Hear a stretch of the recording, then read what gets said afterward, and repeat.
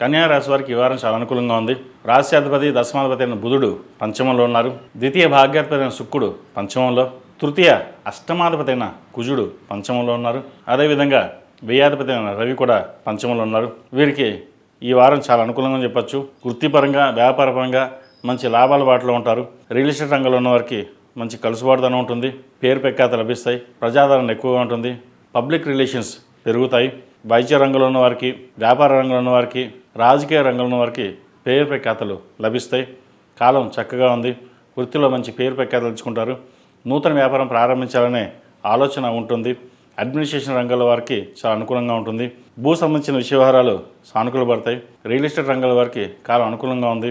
మంచి అవకాశాలు కలిసి వస్తాయి. అదేవిధంగా మెడికల్ రంగంలో ఉన్న వారికి, కాస్మెటిక్స్, బ్యూటిషియన్, టెక్నికల్ రంగంలో వారికి, సినిమా కళారంగాల వారికి చాలా అనుకూలమైన ఫలితాలు ఈ వారం గోచరిస్తుంది. మీరు ఏదైతే తలుచుకుంటారో, ఏదైతే తలపెడతారో అది దిగ్విజయంగా పూర్తవుతుంది. రాశ్యాధిపతి దశమాధిపతి అయిన బుధుడు పంచమంలో ఉన్నారు. అదేవిధంగా తృతీయ అష్టమాధిపతి అయిన కుజు కూడా పంచంలో ఉన్నారు. మీరు ఎంత స్థానాన్ని సంపాదించుకుంటారో అని పేరు ప్రఖ్యాతలు లభిస్తాయి. వచ్చిన అవకాశాన్ని సద్వినియోగపరుచుకుంటారు. నలుగురిలోనూ మీరు ఏదైనా సరే విజయం సాధించగలరు అనే భావన ఏర్పడుతుంది. ఫినాన్షియల్ పరంగా చాలా అనుకూలంగా ఉంటుంది. రావాల్సిన సొమ్ము ఏదైతే ఉందో అది సకాలంలో పూర్తి రావడం, అదేవిధంగా ఒక ఫ్లాట్ కానీ ఇల్లు కానీ కొనుగోలు చేస్తారు. వస్త్రాభరణాలు కొనుగోలు ఉంటుంది.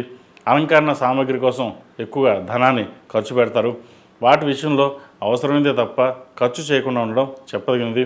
ఎక్కువ అలంకరణ కోసం వాటి కోసం ఖర్చు ఎక్కువ చేసే బదులు దాన్ని ఫిక్స్డ్ డిపాజిట్ చేయడం లేదా ఇతరత విషయాల్లో సేవింగ్స్ చేసుకోవడం చెప్పదగిన సూచన. అదేవిధంగా ఈ రాశిలో జన్మించిన విద్యార్థులు కాలం అనుకూలంగా ఉంటుంది.